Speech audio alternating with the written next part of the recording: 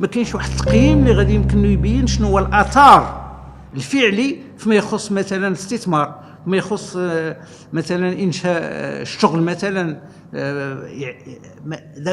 ذاك الامباكت، ليفالواسيون دامباكت ديال اون ميزور باش نعرفوا ديك الساعه واش ديك لا ميزور بالفعل واش عندها اثار اقتصادي ايجابي ولا لا. ما كاينش هاد المنهجيه هذه، ما كايناش. كاين اون ايفالواسيون بيدجيتير جلوبال تيقول لك سنويا النفقات الجبائيه كتكلف الدوله بواحد تقريبا 30 مليار ديال الدرهم صافي. Le système fiscal marocain n'est pas un système équitable. Pourquoi? Parce que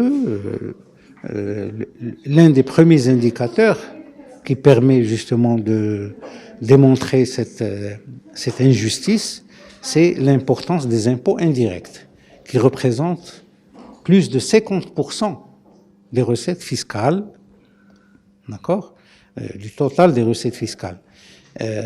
Quand je dis impôts indirects, c'est principalement la TVA, d'accord, et qui est un impôt sur la consommation, et la TIC, la taxe intérieure à la consommation. Ces impôts, tout simplement, ne tiennent pas compte de des capacités contributives des contribuables, contrairement à ce qui est prévu dans l'article 39 de la Constitution, lequel article 39 consacre le principe d'équité fiscale. Alors nous avons une contradiction entre un principe constitutionnel et la réalité fiscale. Oui. Ce qui aggrave encore plus la situation, c'est la tendance à la privatisation des principaux services publics que sont l'enseignement et la santé. Alors, l'un des principes fondamentaux de l'impôt, c'est le principe de la contrepartie, en général, en termes de services publics, pour que les citoyens puissent vraiment adhérer à l'impôt.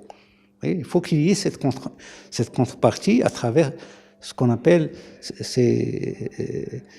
cet intérêt général dans un sens large, qui englobe en particulier les principaux services publics. Donc, alors c'est ce déséquilibre qui peut constituer une résistance, une hostilité à l'impôt, des recettes en matière d'impôt sur le revenu. Alors pour les recettes de l'impôt sur le revenu, 75% provient du prélèvement à la source sur les salaires. Voilà. Et ça veut dire que les 25% qui restent proviennent des autres catégories de revenus. Comment expliquer cette injustice justement, cet écart énorme? Justement, là c'est la défaillance, c'est principalement la défaillance du contrôle fiscal.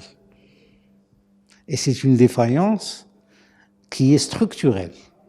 C'est-à-dire que non seulement l'administration fiscale qui est censée exercer le contrôle fiscal ne dispose pas suffisamment en quantité et en qualité de ressources humaines, donc pour mener le contrôle, mais aussi une défaillance au niveau du système d'information, dans la mesure où plusieurs organismes, plusieurs institutions refusent de communiquer l'information à l'administration fiscale.